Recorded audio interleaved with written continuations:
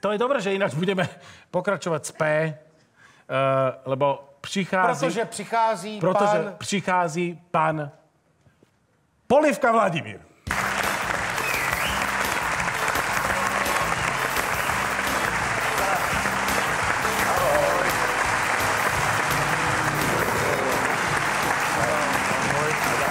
Ahoj.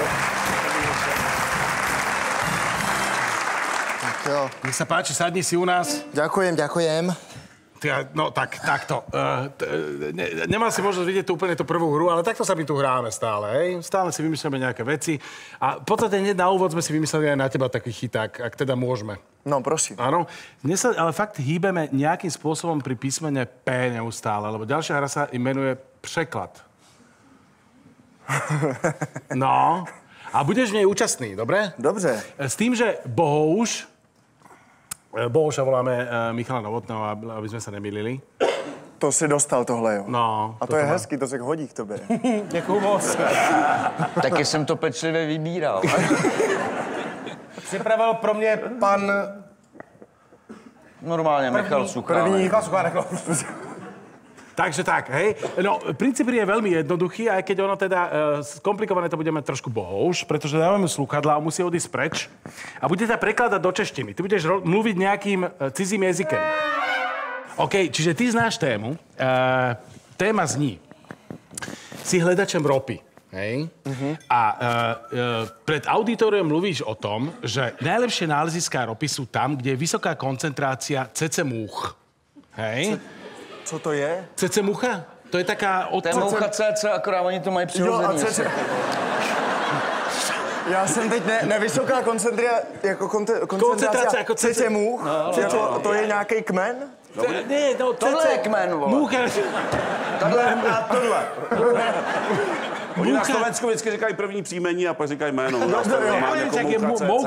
Nepověš moucha cece? No jasně, ne CC moucha, vole, co to je CC moucha? To máš jakože odbírá málo energie, CC nějaká, CC, jakože CC moucha. A vitamin pověš jako vitamin C? A neřeknu C, jasně. C vitamin, ne? A B vitamin, jak pověš? Vitamin B úplně ty stejně. Ty vole, jako B vitamin, ne? Mouka CC, prostě je to normální. Čiže pozor, ešte som neskočil tú tému, ja to zopakujem. No. Seš hľadačem ropy. Najlepšie náleziska ropy sú tam, kde je vysoká koncentrácia múch cece. Pozor, ich uštipnutí spôsobuje trvalú erekci. To všetko... Až po štípnutí. Až po štípnutí. Hej, pozor, je dôležité, aby si to nejako rozdelil a musíme si vymyslieť, jakým spôsobom by si rozprával, akým jazykem cizím, hej? Ja by som bol veľmi rád, keby si bol nejakým peruánskym vedcom, alebo niekým, to tak trošku mluví takým nejakým zvláštnym španielským prízvukom. Mohlo by to byť tak nejako? Si. No. Sesemucha. Mal by si prísť na téma a na jazyk, hej? Nech sa páči, začíname teď. Esta escuela guardia le viento se la cuesta bien para hacer una puesta más Madrid. Esta güero viendo se la guardia pieza le la cece moch.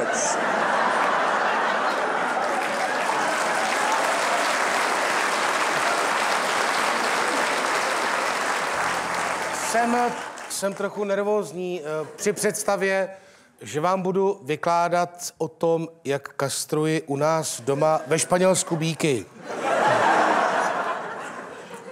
Estás güero cuando se la viendo se la cuerda la cena ya va una cuerda carapiones para viendo ver que está saliendo. Vždycky, když odejmu varlata, neboli bíčí testes, odhodím je a přijdou strašně nadržený mouchy, sežerou je a potom mají obří sílu.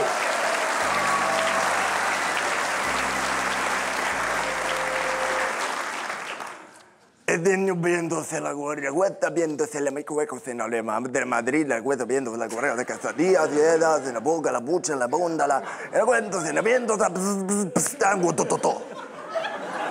Ano, od nás z Madridu se rozlétnou opravdu po celém kraji. Sedají lidem na zadek, dívkám na ňadra, kde se trvávají a těší se na další silná varlata. Es de la buena chucho, macho, le viendo, le macho, guardo, via, la casa che me caso come così, come la cosa smarato, là, já nedos. Nevím, jestli to mám přeložit doslovně, ale mám pocit, že ten kokot vedle mě vůbec neví, o čem je řeč.